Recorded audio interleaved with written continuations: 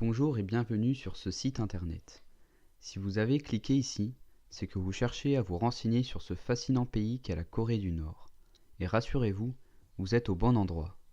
Dans le cadre de notre projet de TPE de première, nous avons décidé de créer ce site entièrement dédié à l'étude du pays le plus fermé du monde. Avant toute chose, il est capital d'évoquer certaines caractéristiques géographiques de ce pays. Il se situe en Asie orientale, au nord de la péninsule coréenne, constituée de la Corée du Nord et de la Corée du Sud, avec qui elle possède donc une frontière de 238 km. Mais elle possède également une grande frontière avec la Chine de 1416 km et d'une toute petite d'une vingtaine de kilomètres avec la Russie.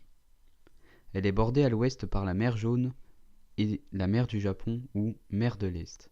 Sa capitale est Pyongyang et on recensait environ 25 millions de Nord-Coréens en 2015.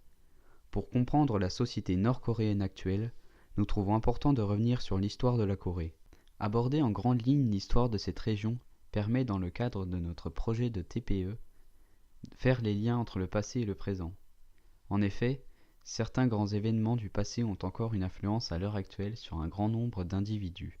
Pour commencer, il est capital de rappeler que la Corée a connu des périodes de domination étrangère tout au long de son histoire.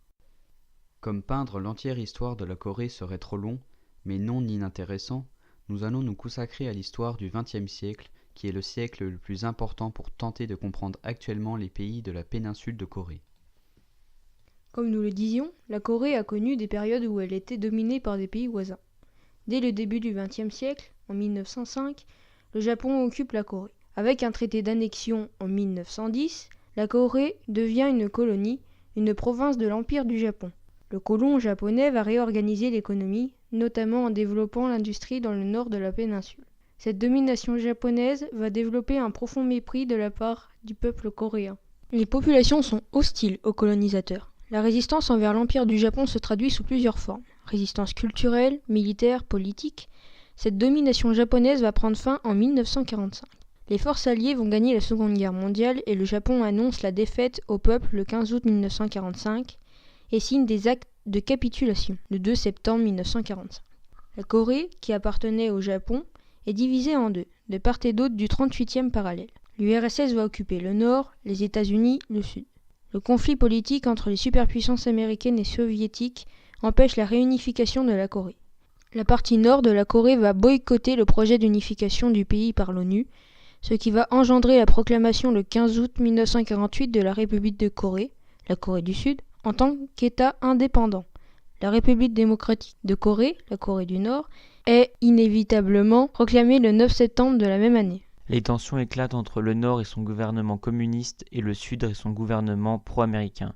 Le conflit est inévitable et la guerre de Corée éclate le 25 juin 1950 avec l'envahissement du Sud par les forces du Nord. Le Nord dispose alors du soutien militaire de l'URSS et de la Chine, le Sud des États-Unis en grande majorité, ainsi que dans une moindre mesure de 16 autres États, tels que la France, la Belgique et le Royaume-Uni, pour n'en citer que quelques-uns.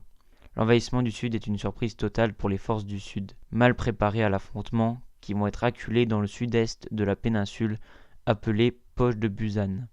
Mais la contre-attaque est rapidement menée avec le débarquement à Incheon en septembre 1950 des forces américaines, qui vont reprendre Séoul et vont même réussir à repousser les forces du Nord, non loin de la frontière chinoise. Grâce à des centaines de milliers de soldats chinois, le Sud va être une nouvelle fois repoussé et la guerre va ensuite se dérouler le long du 38e parallèle. Le conflit s'enlise en juillet 1951 et devient une sorte de guerre de position jusqu'à la reprise des négociations qui vont aboutir le 27 juillet 1953 à un pacte de non-agression entre les deux États coréens. Il s'agit bien d'un pacte de non-agression et non un traité d'armistice, c'est-à-dire qu'encore aujourd'hui les États de la péninsule coréenne sont en guerre. Les chiffres sont différents en fonction des sources, mais, au final, on estime que la guerre de Corée aura engendré la mort de 2 à 3 millions d'individus. La Corée du Nord aurait perdu environ 15% de sa population dans le conflit. Bien évidemment, les esprits vont être marqués par cette guerre, et c'est pourquoi il est important de rappeler cet événement de l'histoire. Le pays s'est forgé autour d'une haine contre les États-Unis et un mépris pour les Sud-Coréens, soi-disant entièrement contrôlés par les Américains. Maintenant que nous avons introduit notre sujet avec une partie de l'histoire de la Corée du Nord, Nous pouvons désormais nous attaquer aux caractéristiques du totalitarisme dans le pays actuel. Nous verrons tout d'abord les caractéristiques du régime en place, puis l'impact des conditions et principes fixés par le régime sur les populations, et enfin les relations internationales qu'entretient la Corée du Nord.